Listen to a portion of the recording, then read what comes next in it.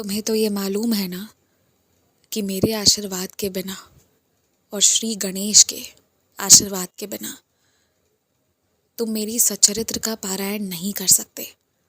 और आज मैं तुम्हें ये आशीर्वाद दे रहा हूँ कि मेरी पूरी सच्चरित्र का पारायण तुम इतने कम दिनों में कर लोगे जो अभी तुम्हें विश्वास भी नहीं है।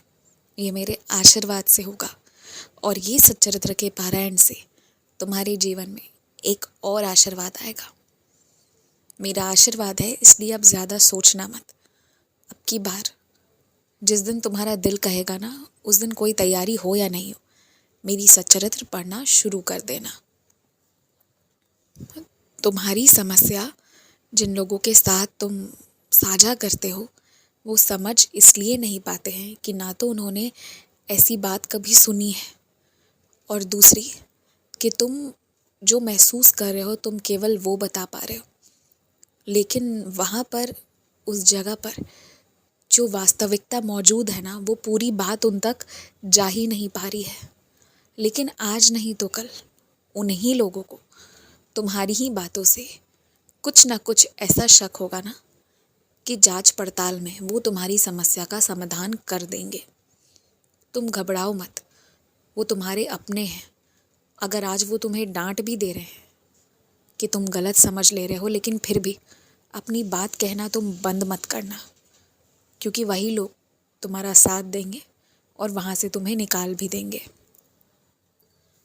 तुम्हारे घर से यदि कोई काम छोड़कर जा रहा है ना, तो कोई दूसरा तुम्हें सहायता प्रदान करने आ जाएगा।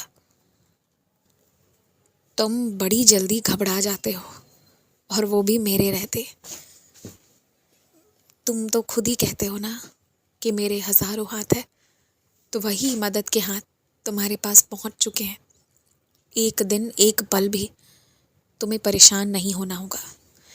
कुछ लोगों को तुम्हारे जीवन से हटाने का एक कारण ये भी था कि मैं ये देख पा रहा था, तुम जब थक कर विश्राम करने जाते ना, वो लोग उसी वक्त आ जाते हैं, और इसका तुम्हारी तबीयत पर बहुत ज़्यादा दुष्प्रभाव पड़ रहा था।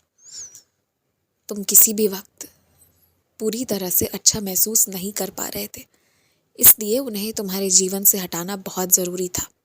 और एक बात जानते हो, जो लोग हमेशा मैं, अपना, मेरा, सिर्फ अपनी ही बातें, सिर्फ अपना ही महत्व गिनवाते हैं ना, जिनकी दृष्टि में तुम और तुम्हारी मजबूरी की कोई जगह नहीं है, समय रहते उन लोगों से दूरी बना लो, क्योंकि वैसे लोग किसी के अपने नहीं हैं। जो किसी की मजबूरी नहीं समझे, सिर्फ अपनी समझाए।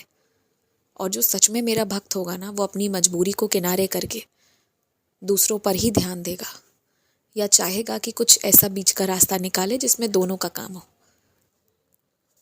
और तुम्हें तुम्हारे पुराने पूजा पाठ पर या पुराने मंत्र पर अचानक से शक क्यों पैदा हो गया है?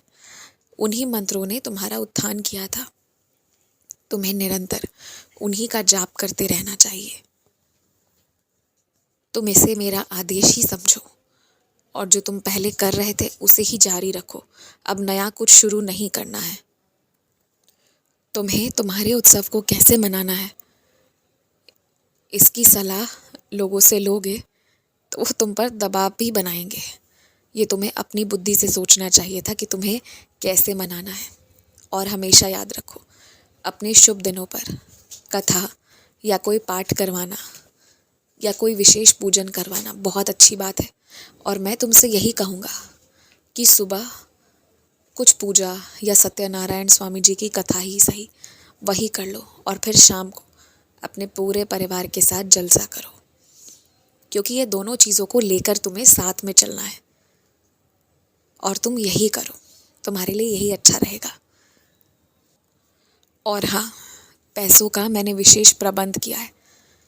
तुम्हारे मन में जितना तुमने सोचा है ना, तुम याद रखना, उसमें मेरी तरफ से उतना ही और जोड़कर मैं तुम्हें दूंगा, ताकि तुम जितने लोगों को बुला रहे हो ना, उन सबको पूरे परिवार के साथ बुलाओ और बहुत अच्छे से अपना ये विशेष दिन मना पाओ। खुश रहो, मुस्कुराते रहो। मेरा एक और आशीर्वाद लेने के लिए तैयार हो जाओ। छोटी सी जगह बना लो मेरे लिए। मेरी तस्वीर आ रही है तुम्हारे पास।